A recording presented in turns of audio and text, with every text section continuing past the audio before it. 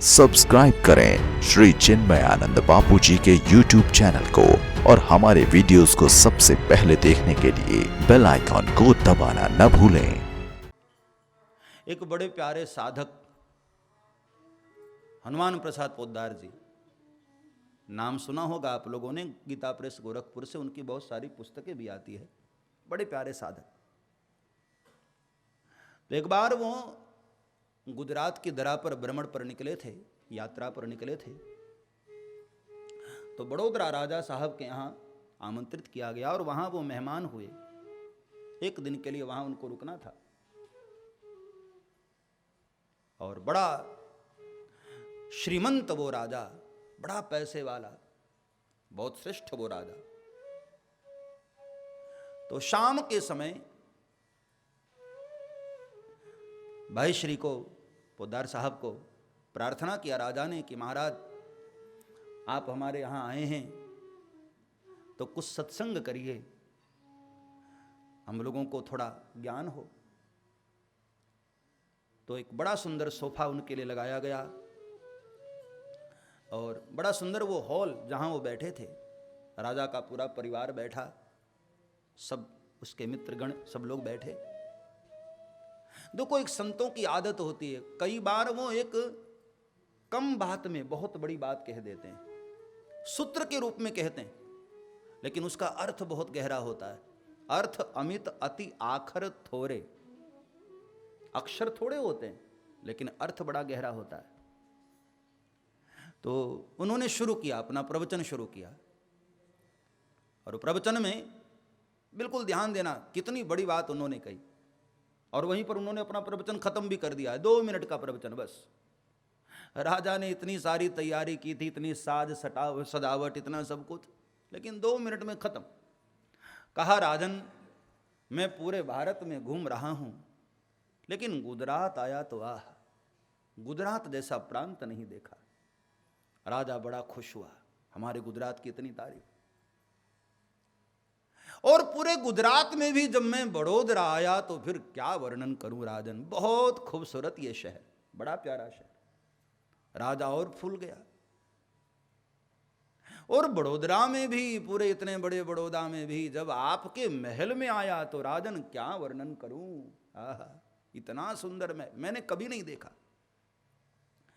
और इतने बड़े एरिया में जो आपने महल बनाया है, इस पूरे महल में भी जहां मैं बैठा हूं उसका तो वर्णन ही क्या करूं, अवर्णनीय ये पूरा हॉल। और पूरे हॉल में भी जिस सोफा पर मैं बैठा हूं, इसका तो कोई जोड़ ही नहीं, कोई महिमा ही नहीं गा सकता, इतना सुंदर। लेकिन बस अंत में इतना कहना चाहूंगा राजन, ये सब एक दिन नष्ट हो जाना है, केवल भगवान का नाम सत्य है, ब्रह्म सत्यम जगन मिथ्या। और इतना कहकर प्रवचन पूरा हो गया। कितनी गहरी बात उन्होंने कह दी। ये सब कुछ ठीक है लेकिन रहना नहीं है, सब नश्वर है। उमा कहूं मैं अनुभव अपना, सत हरि भजन जगत सब सपना। हनुमान जी महाराज ने गिर पर चढ़ी लंका ते ही देखी, पूरी लंका नगरी को देख लिया और उसकी सत्यता को हनुमान जी पहचान गए। भले ही लाख सुंदर है लेकिन एक दिन नष्ट हो जाएगी। और जब नष्ट हो ही जाना है तो बीच में मैं फंसू क्यों? हाँ, इसलिए हनुमान जी महाराज ने सोचा, उलटी पलटी लंका सब जारी। जो जो नष्ट होने वाली नश्वर चीजें हैं सबको हनुमान जी ने नष्ट कर दिया।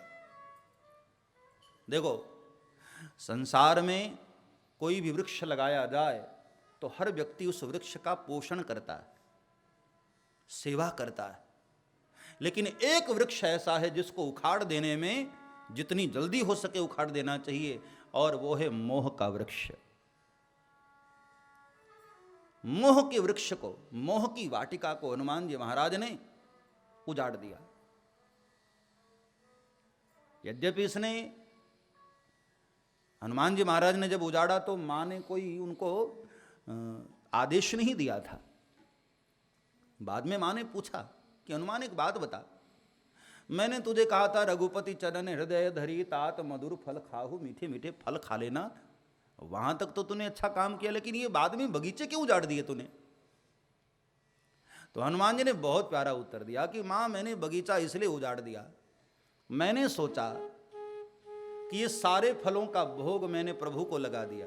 रघुपति चरण हृदय धरी, मां ने इशारा किया कि मोह की वाटिका का फल खाने तो जा रहे हो, लेकिन बेटे सावधान, फंस न जाना कहीं, क्योंकि मोह की वाटिका है, फंसा लेने वाली।